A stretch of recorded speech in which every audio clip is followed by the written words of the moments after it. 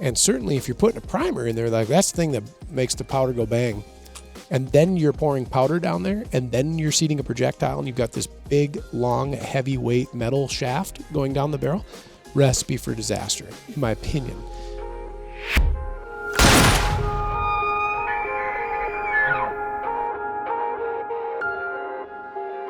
What is up, everybody? We are joined by frequent guest, basically co-host. Ryan, you're here all the time. Expert of all things firearms and outdoors, Mr. Ryan Muckenhern. I said your first name, but there we go again, Ryan Muckenhern. We're doing an early one, caffeined up. Yes. I just drank a bunch of coffee. You've got some coffee right here. We are getting fired up. This is going to be a good one. And speaking of fire, Ryan, we're going to talk muzzleloaders, which, there's a little bit of fire going on there. So the basics of muzzleloading. Yes. Kind of a muzzleloading 101-ish type podcast. Muzzleloaders have come a long way, and here we are. So a lot of people getting into muzzleloading. Here's some of the pluses. You can get some longer hunting seasons. Yes. You can get some additional hunting seasons. You can extend maybe what would be your general hunting season. You're like, maybe I'm just a bow hunter, or maybe I'm a rifle hunter. And once that ends, maybe there's another state that you can travel to take advantage of one of those late muzzleloader seasons, or even early muzzleloader seasons. Take a state like Kansas. They have a pretty early muzzleloader season there. So at least right now, check your local regs. We always say that whenever we mention like a specific state thing. Check your local regs. Those things can and do change. But Ryan, we got a few things on the table here. Maybe not everything that a person would need, but we're going to kind of go over this very fun and fascinating topic, which is muzzleloaders. So, outstanding. What do you have to say about that? It's kind of my favorite way to hunt deer. Really? Yeah, I think so. I'm not an archer. Like, I have a bow for those times where I can't use a rifle. And I don't know, there's just something very interesting about it. I grew up in central Minnesota, and so... I'm going to point out here, yeah, we'll get back to the growing up in central Minnesota here, but you're like, I'm not a bow hunter. We did the whole, Friday, full draw Friday, shootout. We had a bracket there. You won that. And then afterwards, you don't go bow hunting. I know it. I'm admittedly very... We were talking about this morning on our way in into the parking work. lot. In the parking lot, we parked right by each other. I am not a whitetail hunter. Walked in together. I could never wear that badge. I have shot whitetails. I enjoy eating them. I do not go out of my way to find them, only because I don't know a lot about them. I grew up. We've talked about this before. I mentioned all the time. As far west as you could get. Now, we actually did have whitetails in our state, and I chased them a little bit when I lived on the east side of the state. After living in the Midwest for a number of years now, I fall in love with whitetails more every day. Man. I don't know. You are doing yourself a disservice. We're completely off topic here, by the way, everybody. Surprise. We were talking about this morning on our way in. Neither of us know why you're not bow hunting your little heart out right now. I don't know with the rest of the state. I don't know why. You know what I do know? That old muzzleloader season comes around. I get a little fired up. All right. There's something cool about it. So back on the Minnesota train, like why I got into muzzleloading. So the region of the state that I live, Minnesota's split like in half with respect to like the firearms you can use to hunt deer. Mm-hmm. So effectively, like south of I-94, you can use a shotgun, a muzzleloader, or a pistol as a legal means of take, a firearm, like legal caliber pistol. And then in the northern part of the state, you can use a centerfire rifle. So when I hunted whitetails growing up, like at the age of 12 on, I hunted in northern Minnesota. I used a .308 and a 30-06. And then I, came of age, started reloading, started playing with fun calibers, and that was interesting. And then I kind of stopped hunting up there. And then I started hunting that south of 94 border. We got some family property and public lands around my place and friend's place. And so you were bound to a shotgun, a pistol, or a muzzleloader. And I picked up my first muzzleloader, I think, in 2004 or 2005. I think it was 2005. and took it out and I fell in love with it. Like the whole process, putting the precedence on one shot. Not that you can't reload them and do so expeditiously, but it's infrequent that this opportunity comes up. And it was just neat. I think, anybody who's hunted tracts of public land, large and small, you've run into other hunters. Like this isn't an inevitability. And sometimes that's fine. Sometimes you can use it to your advantage. And sometimes it just doesn't work out. And what I found was Minnesota's muzzleloader season, which is December, nobody else is in the woods, at least in that southern part of the state. Not a lot of people hunted deer around where I'm from because there wasn't a ton of deer that you could hunt. The opportunity was pretty slim. And I think we could get one deer. Mm-hmm. And like annually. So like if you, but you could hunt multiple seasons, right? Yeah. Yep. So in the zone I'm from, like my hometown, it was like a buck, and then you could apply for a doe tag, but it was probably infrequent at best that you're going to get one. Mm-hmm. And so, I never did backflips over shotgun hunting. I'm not keen on driving. I never figured out how to do it safely, or I just didn't enjoy it. It felt like pheasant hunting to me. But with muzzleloading, I could go sit in a snowbank. Nobody's in the woods. It's quiet. And it's fun. I just like hunting deer in the snow. I think that's a neat thing to do. And so I fell in love with this muzzleloader thing. And then I started kind of really fiending on it and like playing with powder and projectiles and calibers and different different rifles or different muzzleloaders. And now I've got a whole bunch of them and had goofed around with pretty much all of them. Major manufacturers. A lot I haven't touched, I guess, but they all kind of work on the same premise and principles. And they're just a hoot. I just love shooting them. And I do take advantage of some of the states out there that have special muzzleloader-only seasons, typically later. And I have a lot of fun doing it. It's just a riot. In fact, I went with you for the first time to Nebraska. We hunted their muzzleloader season. It was terribly cold, a lot of snow, hard-fought battle. Got one. I didn't, but we as a group did. Yeah. We got one. Yeah. It was one of the more rewarding hunts that I've been on. It's just the whole thing is very romantic. That was a fun one. I look back on that hunt very fondly. There he is. He's right on the desk. Yeah. Jim's buck.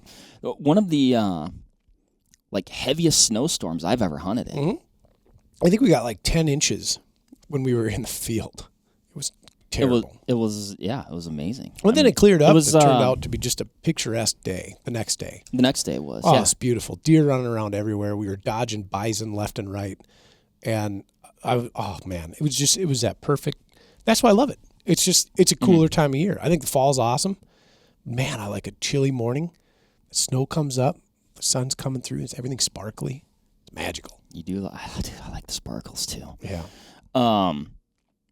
We were dodging a lot of folks out there too. There was a lot of folks. I was surprised. Like we were talking about, generally you can find some solitude. Yeah. During the muzzleloader season, people have, they've bow hunted, they made it through the rifle season. Yep. I'd say in general, at least these later muzzleloader seasons are going to go. Yeah, there's exceptions, but you're going to have your archery season, your firearms season, and then you get into that extended muzzleloader season time period. Yep. Oftentimes like December, maybe January, things like that. And you find that solitude. We ran into a bunch of dudes out there. Ton of folks. Which we've talked about this hunt before several times, but actually one of those dudes is kind of why we killed that buck. Right 100%. That is where we use public pressure to our advantage. Mm-hmm. That deer would not be residing where it is. It did not turn into the tacos, burritos, and various things that Jimmy likes to cook were it not for.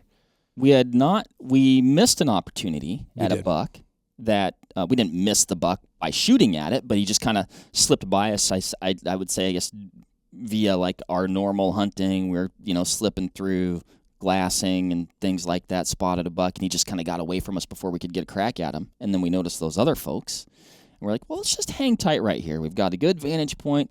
Those guys are moving through over there, and by George, they bumped that deer, and he came toward us, and the rest is history. The rest is burritos. And that's why you should hunt with a muzzleloader.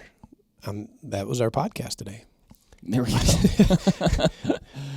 No, but every year we still get a lot of calls on folks getting into it, which I think is exciting. Mm-hmm.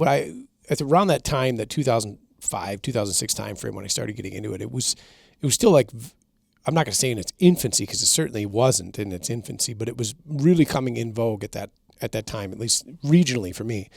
A lot of folks were getting into it. I was working in a gun shop at the time and selling a lot of muzzleloaders, and that helped like really pique my interest in it because I wanted to be able to speak to it. And of course, then I just wanted to do it because it was neat. And, it hasn't really slowed down. No, and I think about that time, that's when really kind of the modern inline happened. Yeah.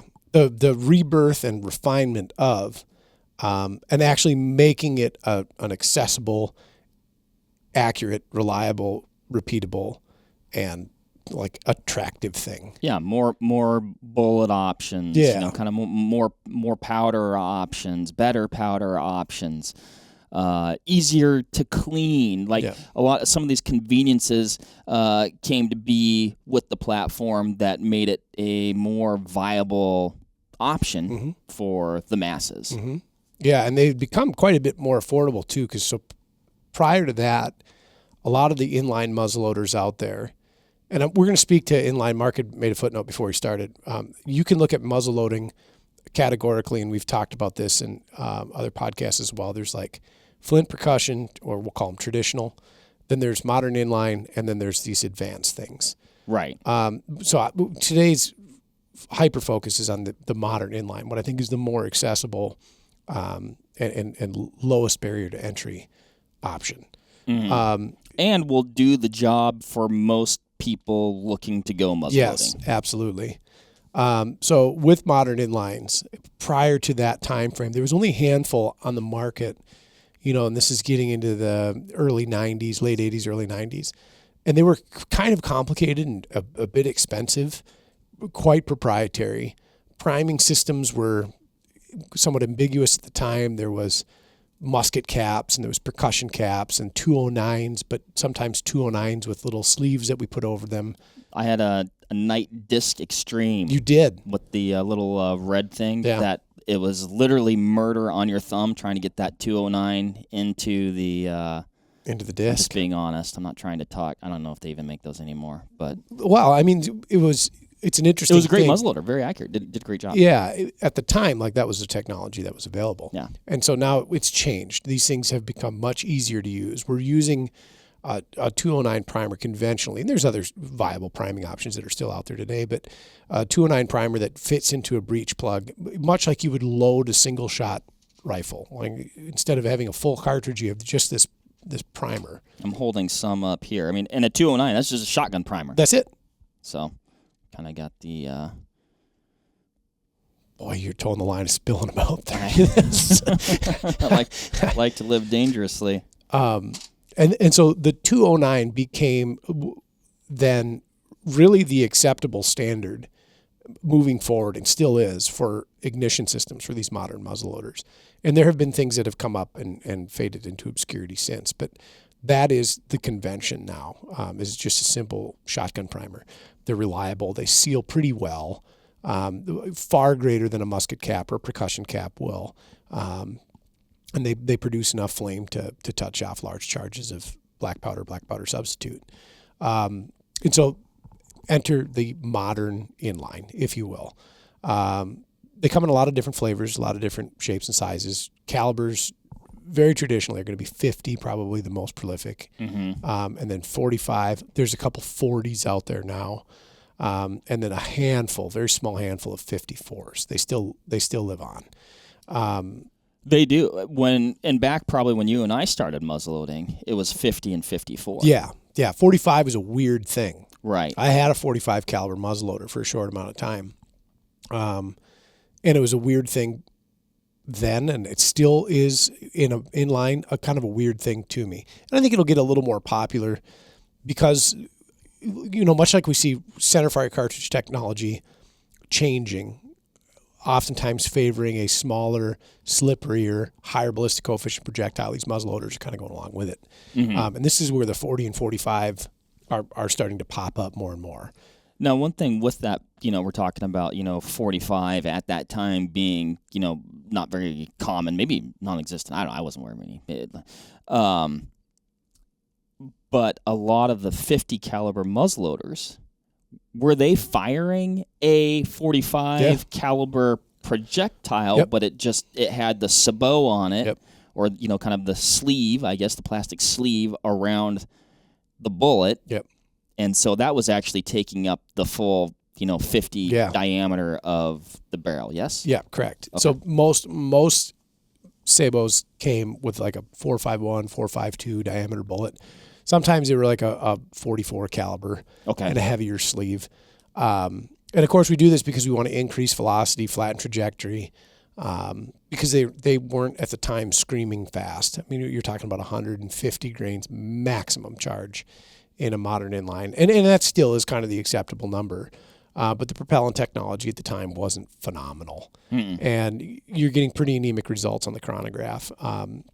And, we see this in centerfire stuff. People like that velocity figure to be higher than lower.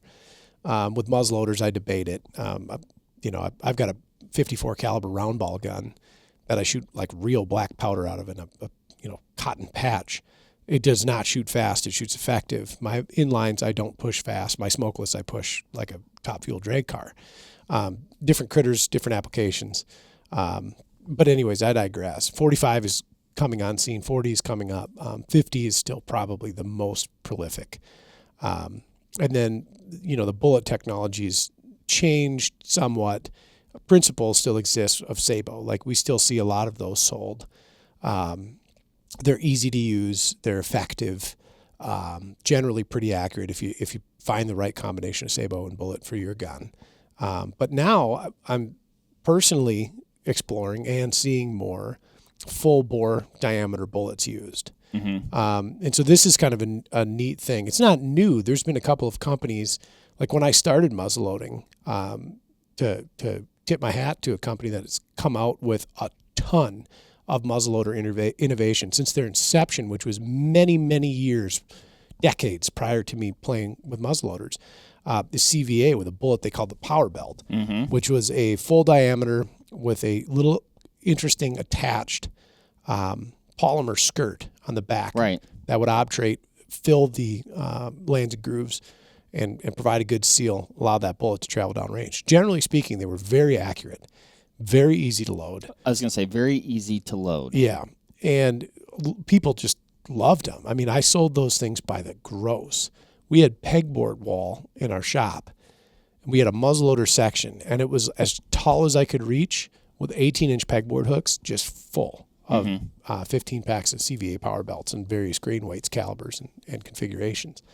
And that was kind of the first modern full bore bullet. There'd certainly been others, TC Maxi balls and Maxi Hunters and things like that. And that was the first modern full bore projectile, I think, that really caught on. And I'm seeing this more and more now. There's some inherent advantages to it. Sabots can be finicky and they can be gun specific, and you get a little bit of plastic fouling sometimes depending on the sabot construction and the individual gun. These full bore bullets generally mitigate this completely. I think there's a little bit of an advantage to them. Perhaps you can get away with a little bit heavier weight bullet, which is going to aid in penetration and help with expansion and things like this as it's pushing through critters. There's just more bullet there. Yeah, correct. It's just my general preference now. Now I run full bore bullets, but so that's kind of it. Like there's the gun, there's the primer, there's the propellant technology, and then there's the bullets available. And it has advanced, and in some respects it's stayed the same. But it's a super fun thing. So what do you want to do? You want to jump into kind of how, the why? Well, I was going to say, we got a few, I guess, of the components here. We don't have to physically, load this muzzleloader, right? But maybe walk a person through even just the process of loading it. And I would say there's definitely an order of operations. Absolutely. So they're called muzzleloaders for the reason we load them from the muzzle. And that's to say projectile and propellant, not primer. Primers are going to usually always be in the breech in the rear. In fact, I think without exception, they're going to be in the breech in the rear.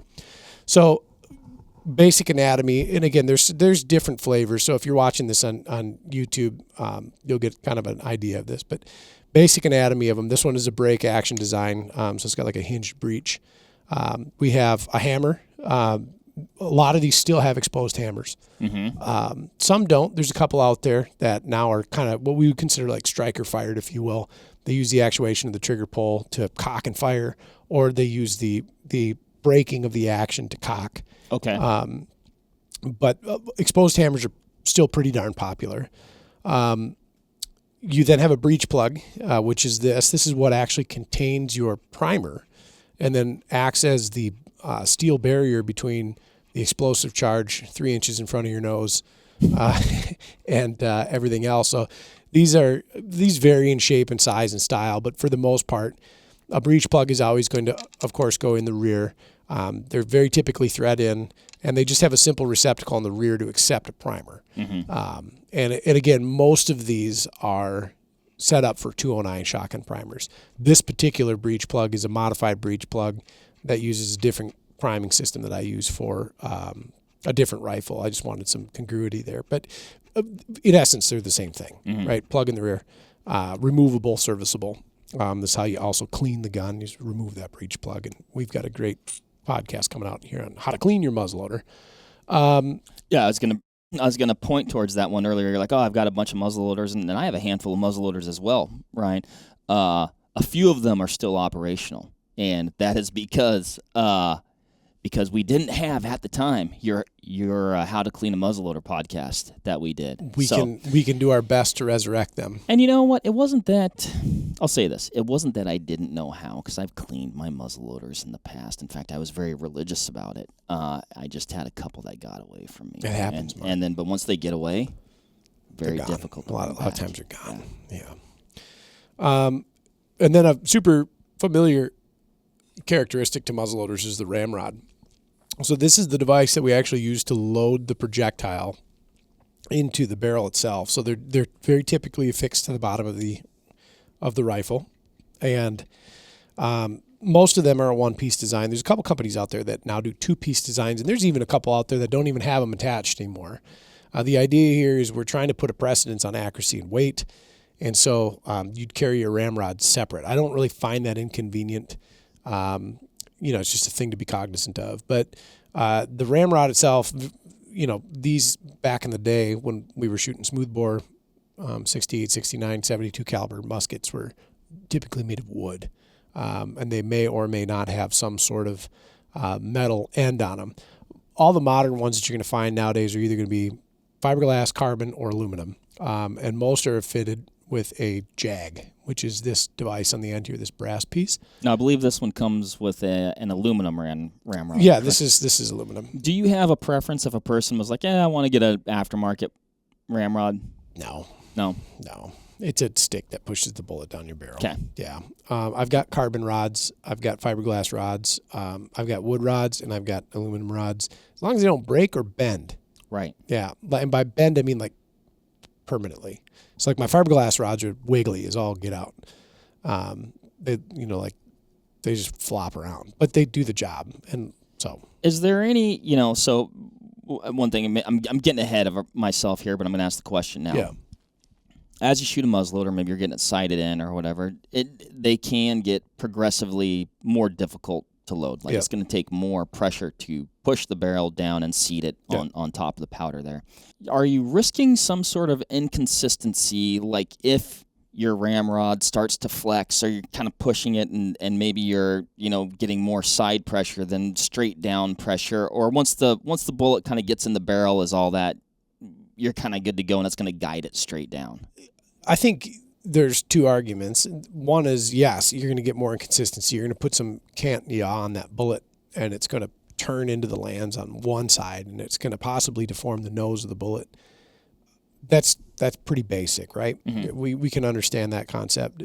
The thing to remember, though, is these are pretty low-pressure operating systems. They're not renowned for astounding accuracy. They're certainly capable of it. Right. For intensive purposes and looking at the distances that you'd probably be shooting one of these, is it going to make a difference? Not likely. Okay. Not perceptibly, unless you're really searching for the utmost in accuracy. And then that there's a very large discussion over ramrod use, how you load pressure, and then consistency with that. So that is a viable question, and it's a valid argument to make. Try to keep it as square as possible. Occasionally, it doesn't happen. I don't think that it necessarily makes or breaks the situation for the regular hunter. So effective range on these things with an optic's about 200 yards. You can get an exceptional unit or load or combination of rifle load and optic that'll push that envelope a little bit further. But they're like a 200-yard gun in all reality. So anyway, Ramrod pushes projectile down the bore, or wadding material if you use wads or over powder cards or whatever. Anything that's got to go down, you got to use this. And that's the basic anatomy. So, hammer, hinge, breech plug, ramrod, barrel. The loading technique can vary depending on the types of propellant that you're using. So when I first started shooting muzzleloaders, I was using pelletized, like little cakes of powder, small cylinders of this compacted powder. They're referred to as pellets. They're very convenient. They usually come in 30, 50, or 75 grain equivalent weights. Interestingly enough, they often don't weigh that much. So it's kind of a weird deal. Interesting. Yeah. And so simply put, like they're in a box. They usually come with like a little pipe cleaner you can snag two of them out with. Right. You got a hole down the middle of them. And you just drop the pellets down the bore, put the bullet on top, and run it down until it seats. And I did that for a number of years. That's what I started out with as well. And I think most people do because they are super convenient. Like you get a pack of pellets, you get your bullets, and you go to town. It's like pre-measured. Correct. Yep. It's very, very, very simple process. And they are remarkably effective. Like I'll never deny that fact. Over time, and this went in tandem with me becoming, I think, a more adept hand loader, is, I was putting all this precedence and precision into my centerfire loads, which was great, and my muzzleloader shot okay. And I thought, well, that's weird. Why doesn't it shoot as good as my centerfire? So I started shooting loose powder, and this was, at the time, people were like, oh, he shoots loose. Like it was an unusual thing. Once we got the pellets, it was like, why would you look back? Yeah, and I think, I can't answer the whys people thought it was like goofy, other than pellets were just so convenient. And it was like the thing that you did. But I started shooting loose. And so I was shooting the pelletized form of a propellant called 777. And then I went to the loose form of 777. I started volumetric measuring first. And by that, I mean, you can get what we call a powder measure, a volumetric powder measure, which is nothing more than a cylinder with little graduations on it. I wish I had mine here. Do you have mine? No, mine. Well, maybe. Mine is missing in action. Is it the TCU view? I don't know. It's just a brass powder measure. Oh yeah. No, I do have yours. Okay. Yep. I'm not like, hey, where's my stuff? I just So this is the very analog means of measuring powder, and this technology really hasn't changed since we've had muzzleloaders. And by that I mean like 1500s and up. People were making little vials or containers to help them pre-measure their charges. I'm trying to think. And were they what were the increments on? Usually 10 grain. 10 grains, yeah. Been a while since I used it. Yeah. And so I started doing volumetric charges, honestly, because I didn't think that I could put powder in a powder dispenser, which is kind of true. You couldn't put that powder into a throw charge measurer.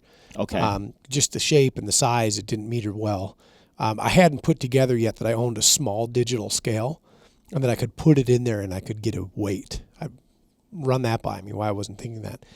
And so I was doing this volumetric measuring, and at first I was pretty bad at it. I wasn't consistent. I was throwing charges. I'd hit that fill line, I'd put it in there, and I didn't actually see a remarkable improvement at all until I started becoming pretty judicious with how I did the volumetric measurement. Well, you really, if you're not doing it, even if you are doing it a lot, it's kind of hard to keep it consistent. Yeah. And actually, when I look back, the reloading that we've done here, essentially with you, and watching those charges, essentially be dispensed or whatever, and it's a trickle charger, and like literally like one grain is making a difference, right? And I'm thinking, I used to just have the old plastic powder horn. You fill up the volumetric tube. Sometimes you have a little bit of hump of powder on top. Sometimes you don't. Sometimes as you're transferring it into your barrel, some of it spills off. Like you said, some inconsistency just built in there. Yeah. And I will say, would it still work famously? Yes. Yeah. And I killed some deer that way. Yep. And again, something to think about. We're dealing again with a pretty low pressure system on these things, and they're pretty forgiving. I was having a conversation last night with one of my teammates about my 54 caliber patch and ball gun, and I've shot that thing at 35 grains of powder and at 110 grains of powder, and not a lot of things change.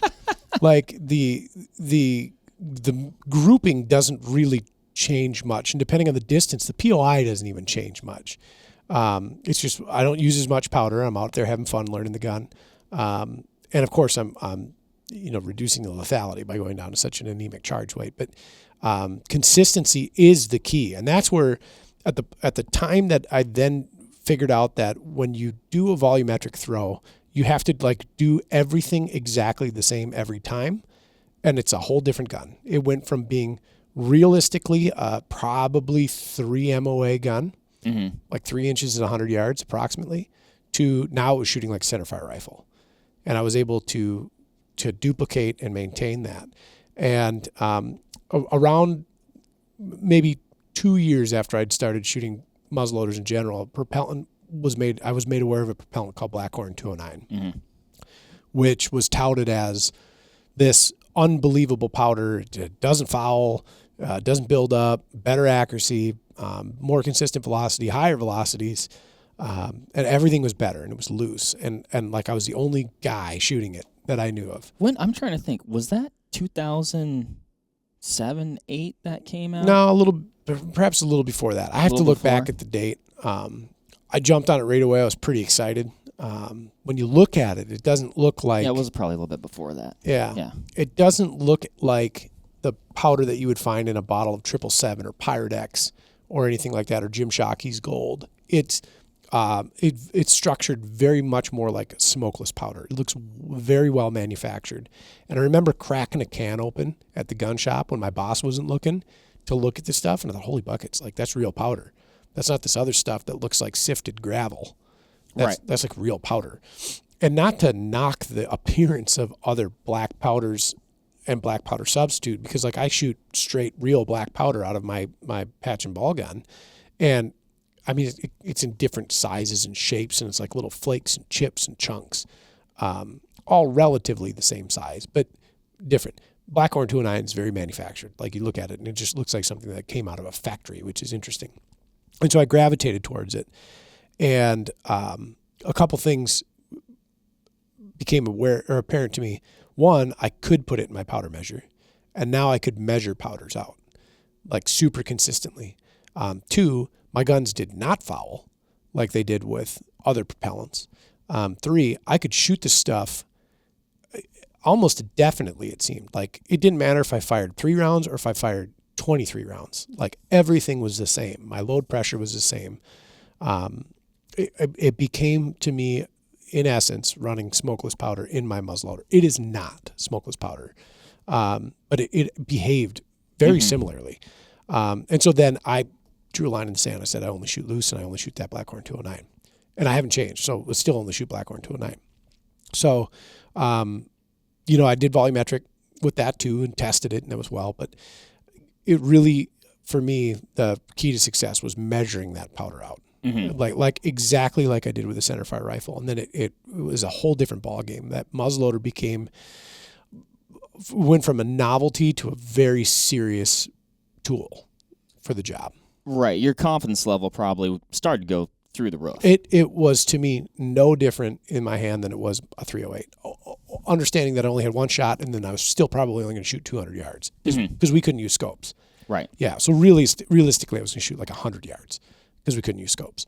Well, and that's another thing that's changed over time. Yeah. When you and I kind of started muzzleloading, which I think was really about the same Sure. time, most states were, I mean, you're talking things like an exposed breech Yep.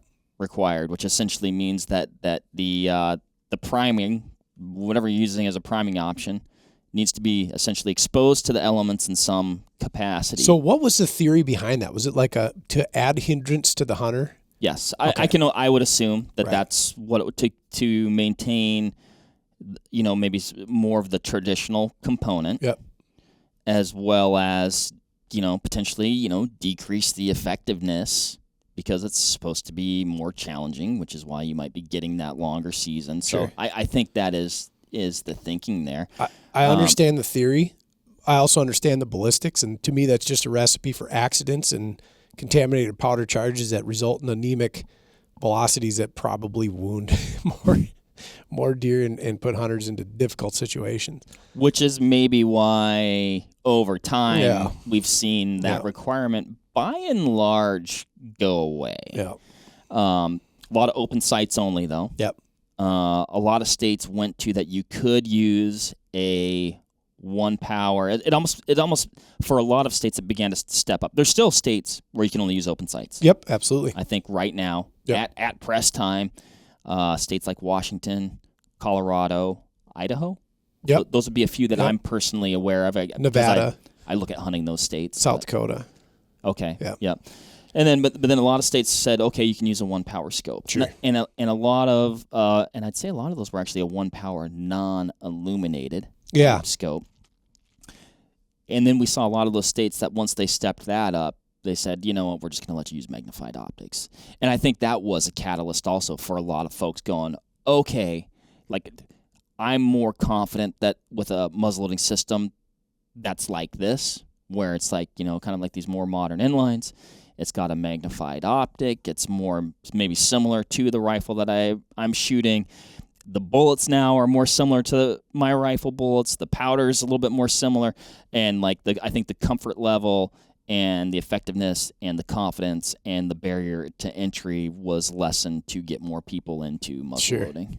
I got to imagine that at the time, if the state of Minnesota was restrictive in that, and you had to use like an exposed breech, and knowing the guns that existed at that time, I mean, they were crude. I wasn't yet versed on traditional muzzleloaders, like a percussion cap gun or even a flinter. I would rather, knowing now, having run all of them, I would rather run a percussion gun or a flinter gun, like a side hammer gun, over a lot of those exposed breech models at the time because they were trash. Well, and maybe I got lucky, but I had that OG Remington 700. Okay, so there's an exception, right? With it was in a 54 actually. I still have it somewhere. That's one of them. That's one of the barrels that probably is a relic. Rest in peace. But when I was using it, it used musket caps. Yep. It went bang every time. So that was a good example of one that worked, I guess. Okay. Right. So much more. I mean, it's a Remington 700 with a muzzleloader adaptation, right? Okay. But some of those other ones that were out there were like, holy buckets, these are bad. Like you cock the bolt, and then you pull the trigger, and the bolt goes forward like the whole thing, but it's got this goofy spring, and the raceways aren't keen, and they're very cheaply made and kind of a disaster. I just hearing you describe that, Yeah. I'm not interested. No, I had the state done that, I probably wouldn't be having this conversation right now. So thank you, Minnesota, for not requiring open breech when I was a lad of 16. Wow. Yeah. So the optics thing, and really I think that's why we now have more exposure to it, is like folks can put rifle scopes on these things. Mm-hmm. And use them very much the same way. And so we're getting a lot of calls every year, more and more every year. People are, hey, what do you put on a muzzleloader? Mm-hmm. And I think why a lot of this discussion is good, I think there are still a fair amount of folks, when you say muzzleloading, Yeah. right? Like we have, there's a lot of new hunters coming into the sport every year, right? And I think when you think muzzleloader, it does.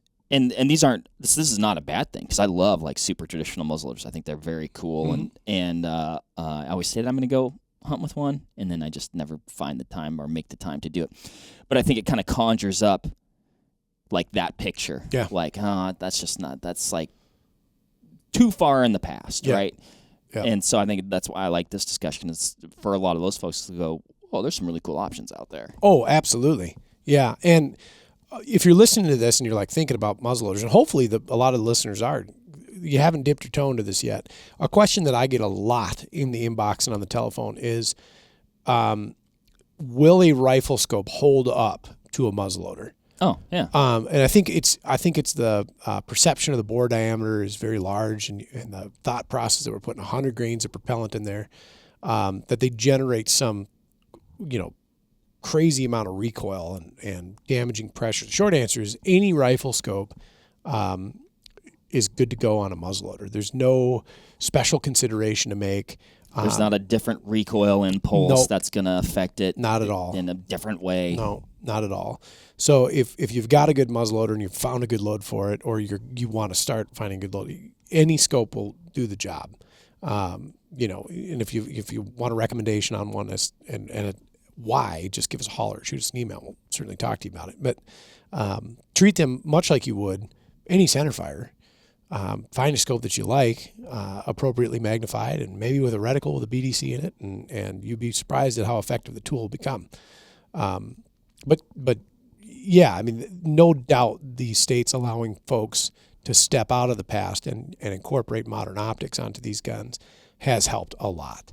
And the guns have modernized, of course, but the whole process is effectively the same as it was way back when percussion caps became a thing. So flintlocks, whole nother discussion, contained priming system on the gun that was a rock and some steel. But having the primer on there, that's no different than a percussion gun. It's just a different type of primer. So let's talk about that order of operations you had mentioned, Mark. Everybody's got their own twist on this. This is, I think, what I think is the safest way to load the gun, and it's going to be a short bit. A lot of folks think it's pretty involved. So I'll always put propellant in first, of course, because you need that to go bang. I will then seat the bullet, and only until I'm ready to shoot, then I prime it. Yep. I've, in the past, especially shooting loose, I've heard some folks say, well, you got to prime it because your powder is going to come out of your flash hole. And the flash hole is so small that powder is not going to come out of your flash hole. And certainly if you're putting a primer in there, like that's the thing that makes the powder go bang. And then you're pouring powder down there, and then you're seating a projectile, and you've got this big, long, heavyweight metal shaft going down the barrel. Recipe for disaster, in my opinion. I don't think that you should prime it before you powder it. I think you should powder it first, then bullet, then primer. I don't have personal experience. Okay. I've always done it in the order of operations that you recommend. Yeah. I have not heard of anybody personally doing it the other way, and I have not done it the other way. Yeah. It just doesn't seem like a good idea. No, pretty spooky. I mean, so going back to the first time that I even loaded a muzzleloader, doing it the way, like not priming it before, but just, it was, I always shot just, regular centerfire rifle cartridges. Yep. And so if you're a first-time muzzleloader, if it seems a little bit weird to pour a bunch of powder down a barrel and then grab a bullet and jam it on top, I think those are normal feelings. Yeah. I was like, can you really do this? Yeah. And then I was like worried. I'm like, how much pressure, like what happens if I, can you do too much pressure? Yeah. I mean, maybe that's a good question. Even if you don't have it primed, Ryan, is there any risk if you really, push down on that powder to quotation mark? Is there a too hard that you can do that? Not from a detonation standpoint. I mean, unless you're using like steel parts in here and we're somehow creating sparks or something. But no, not from a detonation standpoint. From like a bullet damage standpoint, yes. Mm-hmm. Or if you're shooting pellets, crushing your pellets and goofing stuff up there, that can be a thing. I don't think it's a situation in which you can end up with a catastrophic or dangerous situation, but certainly might not lend itself useful to accuracy. I was going to say there's probably a consistency component where you want to get the bullet seated properly, but also consistently kind of at that same pressure. Yes, correct. And so that, like the brief explanation I gave of powder bullet primer is like the basic part of this. The recipe for success, in my opinion, for a muzzleloader is doing the powder very specifically, and we're measuring. And again, I just shoot loose. So if you're going to shoot pellets, this has been made very easy for you because they're just pellets, and you put the appropriate amount down. With the powder, it's measuring the powder as precisely as possible. It's pouring the powder and making sure that every single little granular piece of it gets down the bore. And so we have here, this is a simple funnel that I use, and it also doubles as kind of a bullet starter, where I just slip it in the end of the barrel, and now I have a funnel. I pour the powder down and make sure I don't spill anything. I then take it out, and then I would take a projectile. And a lot of these modern muzzleloaders now have a small recess on the end of the barrel, like a second crown. So the bores themselves are, or barrels are crowned, but then they have this recess where they've cut the rifling out of them to allow that projectile to kind of just sit or start in the barrel, so it doesn't fall out. And there's somewhat of an aligning component to this. Manufacturers vary, right? And then from here, I would simply set this funnel over the top of it. This one's made out of aluminum. You get it at Arrowhead Rifles. And then kind of start that ball into the rifling, and I call it a ball, it's a bullet. Start that bullet into the rifling, get it aligned and get it started. Once it gets down there a little ways, then we switch to that ramrod and start pushing it down. Now, this has been a big learning experience for me because I've had like different iterations of this over the years that I've tried, and sometimes I thought were great, and sometimes I didn't think it worked. So on these inlines, the false seat is a big thing that I've noticed. I did it one time, Yep. and it wasn't like any sort of catastrophic failure, but when I fired the muzzleloader, Yep. it felt very different. Wildly different. As well as keyholed the Yeah. bullet into Yeah. the target. Yeah. So when I say false seat, so if we can think about inside of the barrel here, you're going to have a chamber, so to speak, not in the same convention that a centerfire rifle has a chamber, but for intensive purposes, it's the same thing. Like there's a space in here for the breech plug that is simply made for containing your powder, and then your bullet sits on top of it. Sometimes it's just barrel. There's nothing different about it. Like the barrel runs all the way to the back. There's rifling the whole way through there, and then there's threading in the rear for the breech plug. Sometimes it's a literal chamber, a little chasm that is void of rifling and everything like that. There's some debate and merit over whether one is better or not, and it's a different conversation for a different day. But so when a false seat occurs, as you're running down that bullet down that bore, especially if you're using certain types of powder, there's going to be like residue that builds up inside of the lance and the grooves of rifling, and it'll impede that bullet movement down that bore. It'll start scraping, and you'll get to a point where you usually encounter what's called a burn ring, where there's a characteristic buildup in a ring forward of that chamber. You get to that point, and you encounter resistance. And when I was very new at this resistance was very scary to me. And so I thought, okay, I've seated it. Right. I've gotten to the bottom. And in fact, I'm probably like an inch or two forward of where I should be. And then you put a primer in, you cock the hammer back, you fire it, and you get this very underwhelming and somehow very terrifying woof instead of a boom. Like you said, the projectile generally comes out of the barrel tumbling. It didn't obturate, fill that landing groove, and spin.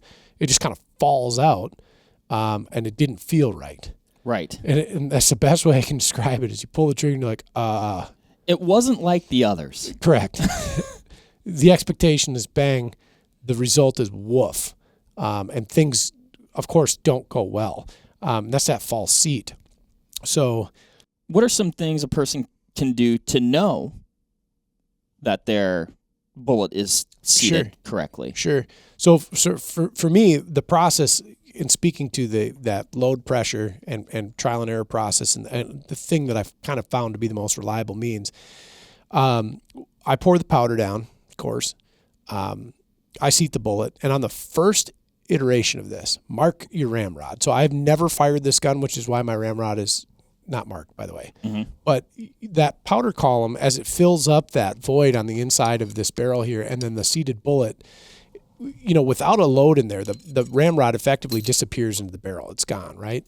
So once you've loaded it and you seat that ramrod down there, it's going to protrude out of the muzzle just a little bit. Mark your ramrod there. That's your loaded point, right? You have to get to that point to ensure that it's loaded correctly.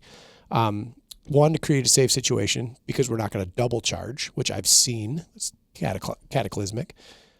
Hey, something to be very cognizant of when maybe you're sighting your muzzleloader in at the range.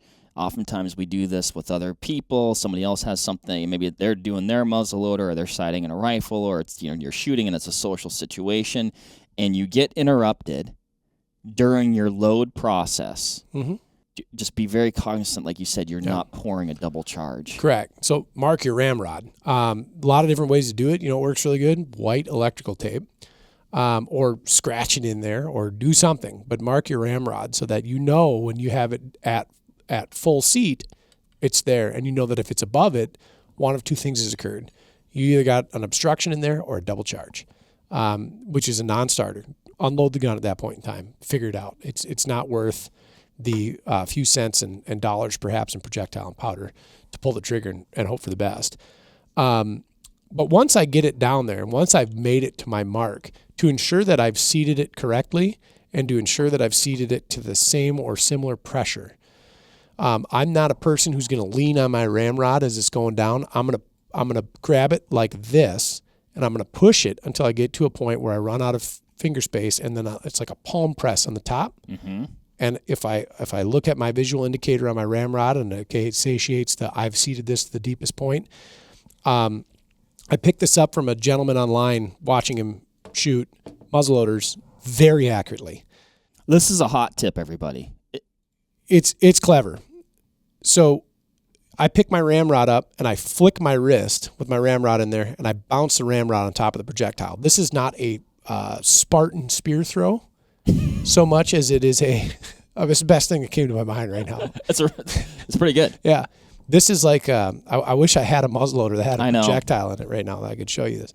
We may have to do, we should probably follow this up with like a 10-minute talk of just like a demo of loading a muzzleloader. Yeah, we can shoot it too. Yeah. That'll give me an opportunity to get that zeroed. Okay, perfect. So the ramrod starts in the muzzle, and I just kind of flick it down there, and just like a little toss. And the weight of the ramrod is going to act like a dead blow hammer, and it's going to contact that projectile that's in there. If it's not seated, you have a very characteristic dead impact. Yes. No bounce to the ramrod, and a sound that is very different. Yes. The best I can describe it is it sounds wet. It's like a duller thud. Yep. And in my mind, I go, oh, it kind of wasn't seated just all the way. Correct. Like it just had a little bit more to go. And this can be a couple things. This can be soot and obstruction in the bore, the burn ring. It can also be just your powder. So most of us here at the shop shoot this Blackhorn 209 in loose form. So it's granulated shape, It's not settled in there. Like for those listening, Ryan is holding up a pre-poured charge in a Blackhorn 209 tube. Yeah. So it's like, think of it like coarse sand. It's the best way I can describe it if you can't see it. You pour it down the barrel. It's got a long way it's got to fall in order to get there. And some of it might get stuck somewhere. And then you run your bullet down there, and it's pushing it down there. And that powder column is not settled. And so, like, if I shake this up loose and I read it on the mark, it says 100 grains. On one side. Correct. Well, I mean, it's about 100 grains right there, right? Yeah. It's not 100 grains by volume. If I sit here and I kind of just flick it to settle it, it's going to end up at about 85 by the time I'm done. And it's just your powder column compressing. Mm-hmm. Where I was going with, like, even just the note there, though, as you were holding it up, it was about 100 grains, but like on the other side, it was sloped. It was sloped. Yeah. So that powder column not compressing all the way is the same thing as a fall seat, sort of. It's seated to a safe place, but that compression on that powder column And any air gap that resides there changes the entire dynamic of the firing sequence, the ignition sequence itself, and how that powder is burning and the pressures that it's generating and the consistency and pressure that it's generating. And these laws are the same in metallic cartridge reloading as well. But so I digress. What I do, back to this, I do that not Spartan throw wrist flick of the ramrod down the barrel, and you get either that dull thud like you described and no bounce. The ramrod just stops. Right. Yep. I repeat that until I get a bounce, and then I do it for 3 cycles of bounce. So I get ding, ding, ding, ding, ding, ding. Mm-hmm. And it's the same throw every time. And I don't know if 2 throws is better than 3 throws, if 4 throws is better than 2 throws. It's kind of like that Monty Python bit where it's like, thou shalt not count to 4, that kind of thing. Just be consistent with it. Right. I feel like, and I learned this from you, Ryan, but you do the first one, it's just kind of like that thunk. And you're like, okay. And then you kind of get that ting, ting, ting. Yep. And I think 3, and generally, like the last 2, like if you maintain kind of like your even just throw speed, your non-Spartan spear throw speed, yep, you're like, okay, those 2 were the same. Like now I'm at like a consistent, like I almost don't want to, I don't even know if really more would hurt or help. But like you said, I think 3 is kind of like that nice little sweet spot. If I was also, you don't want to be doing it all day. Right. If I wasn't worried about finding more Blackhorn 209, I would test this. I would do a velocity test at 3, 4, 5, 10, and just see if there is a difference. I'm certain that there is a point where you can overcompress this and we start crushing things and deforming the bullet. Right. I don't think 3 does it. So I like the 3 flicks. So backing up, powder down the bore, bullet down the bore. Don't horse that ramrod. If you're encountering crazy resistance in the bore as you're going down and it's a clean bore, that might not be the bullet for you. There may be a different opportunity here where you can find a bullet that is sized more appropriately, or a sabot that has a different composition to the polymer itself that's a much easier to load situation.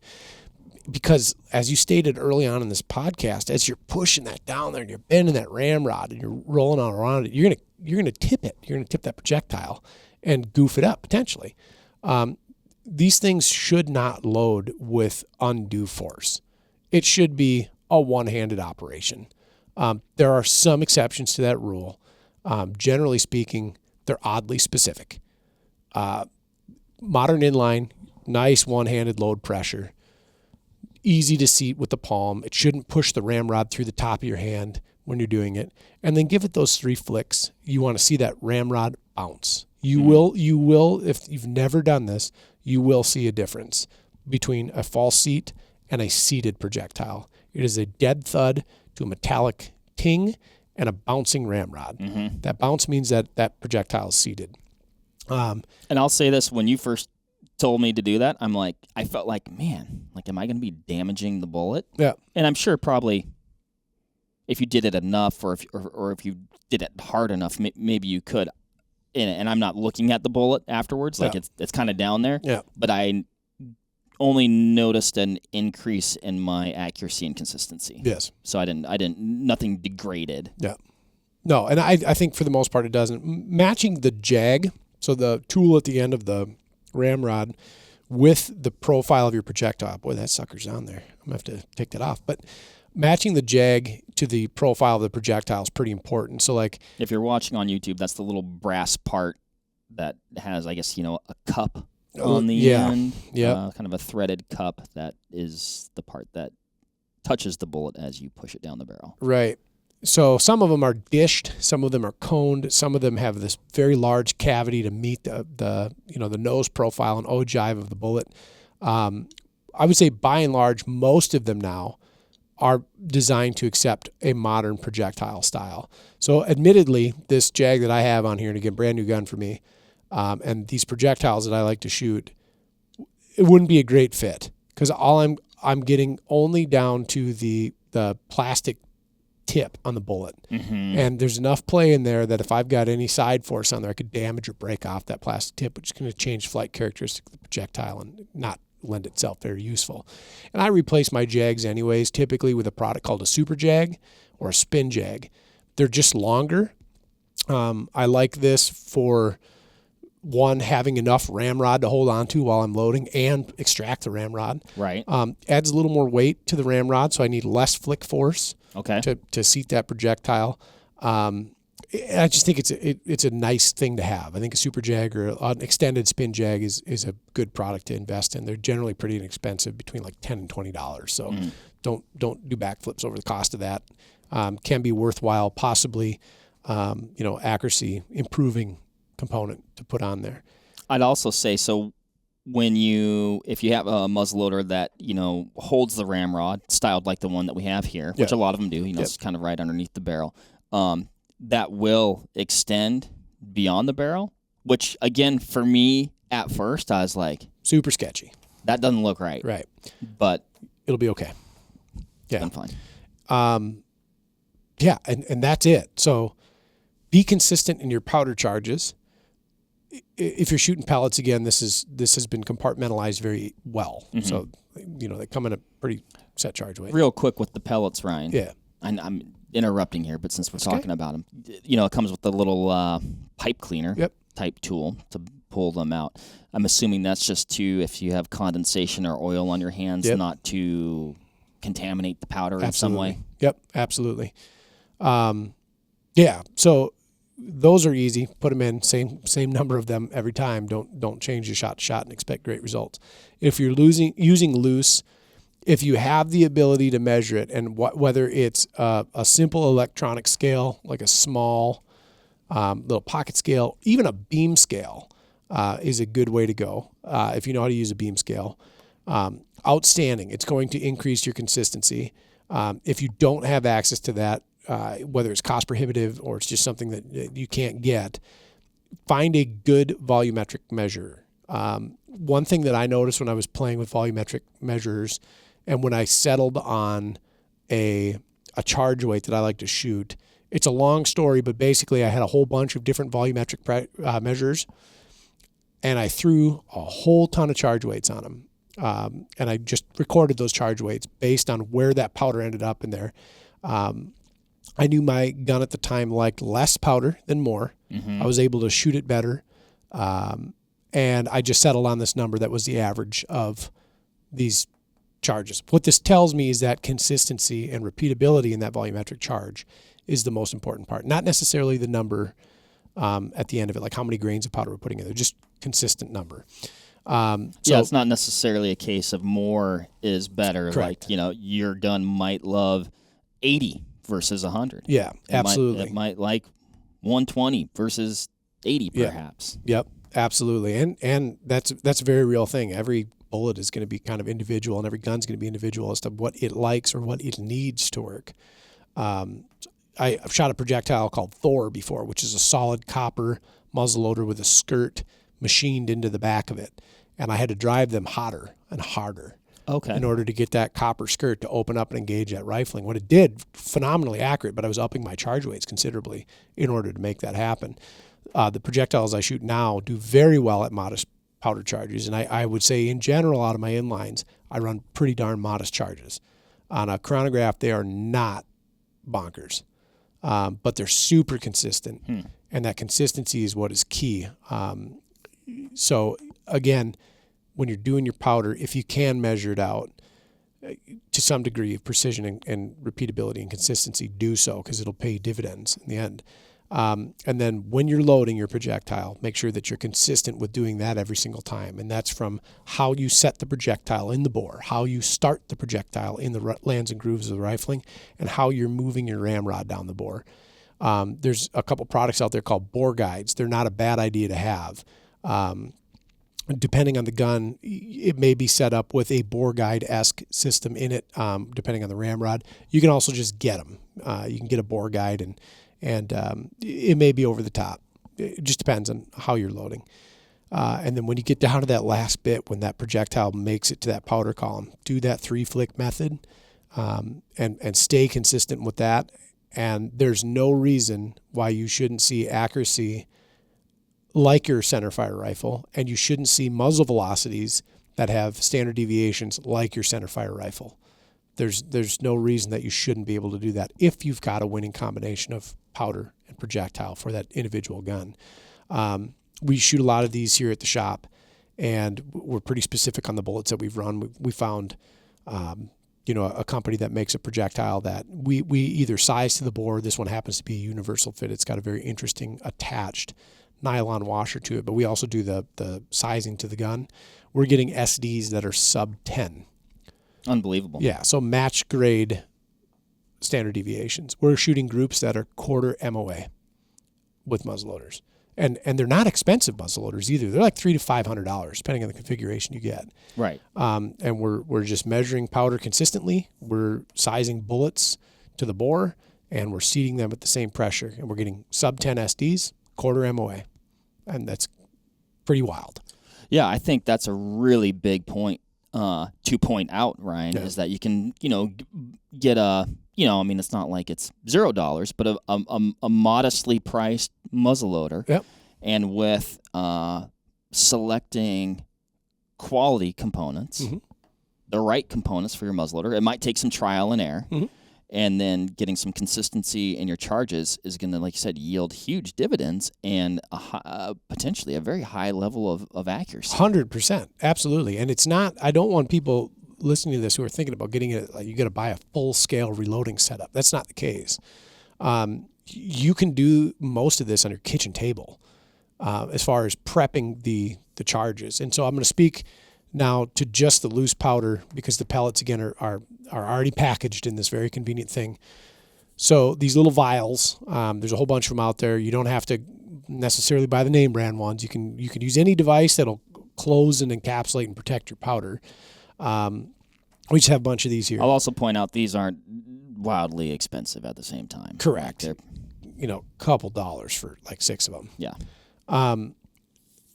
You measure that powder charge out, and whether this is in a full-scale reloading scale or whether it's one of these little pocket scales, you just got a little dish in there, and you're taking a plastic spoon and you're putting in the appropriate amount until you come up with the figure that you need, and you store them in these. This is, to me, the same thing as a cartridge, and it is as convenient as a pellet. In fact, it's almost more convenient because I don't really have to worry about handling the pellet.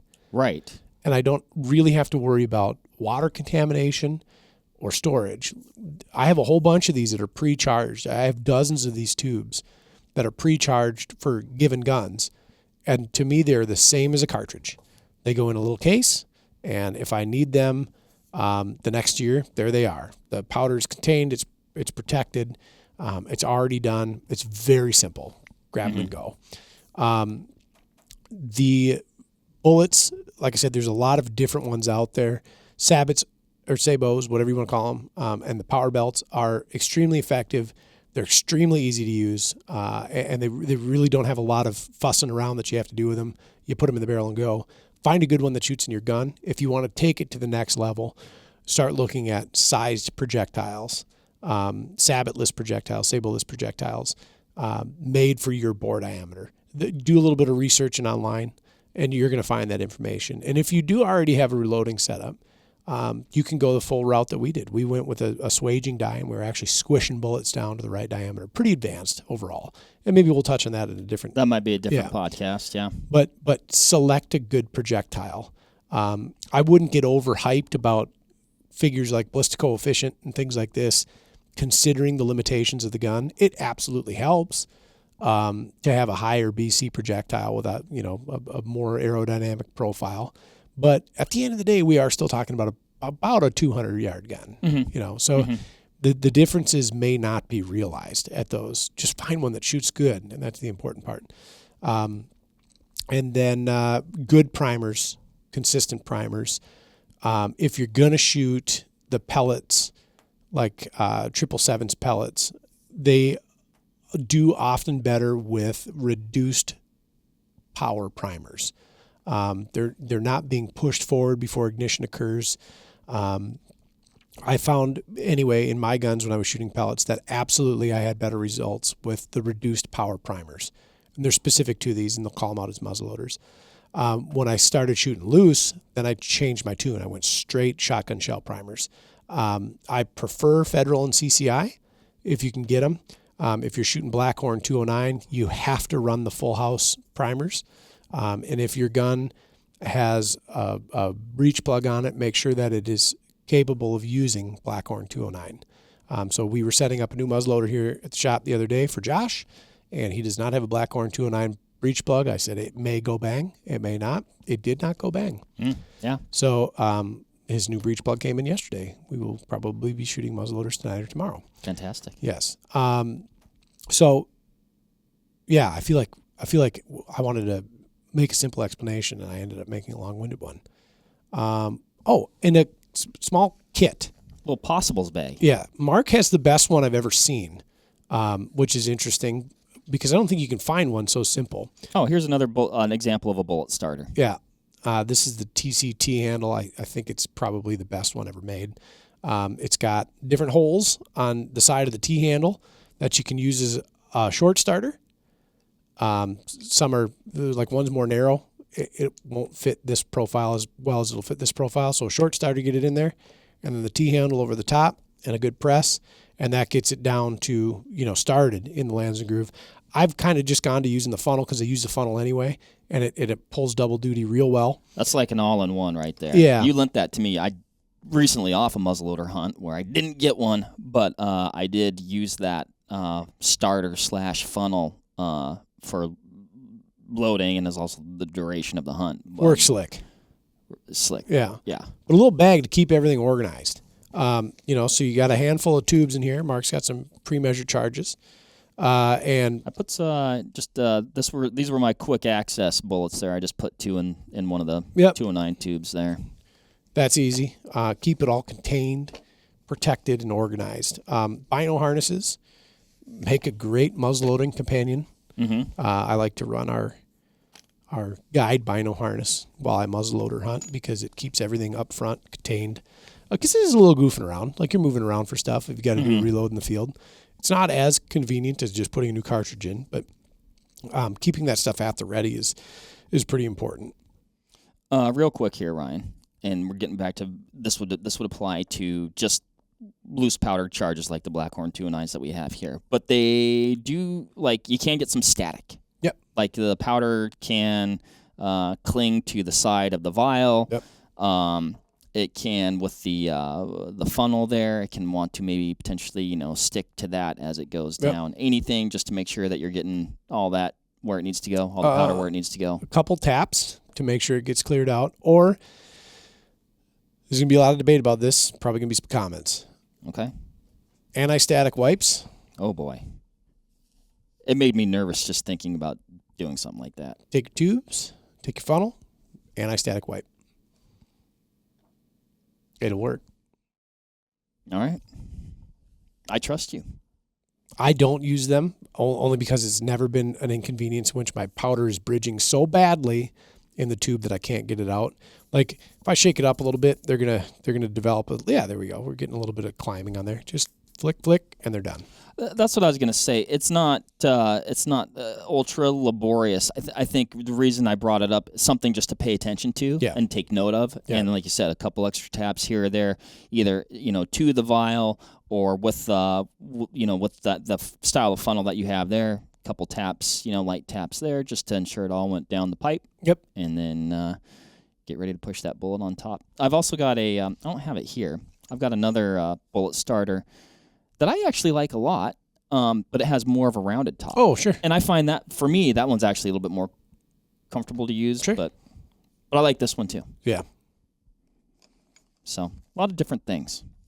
And tailor this to your needs and what you see is the most convenient. I use the little TC one because it's small and it fits in small places. It's interesting. For a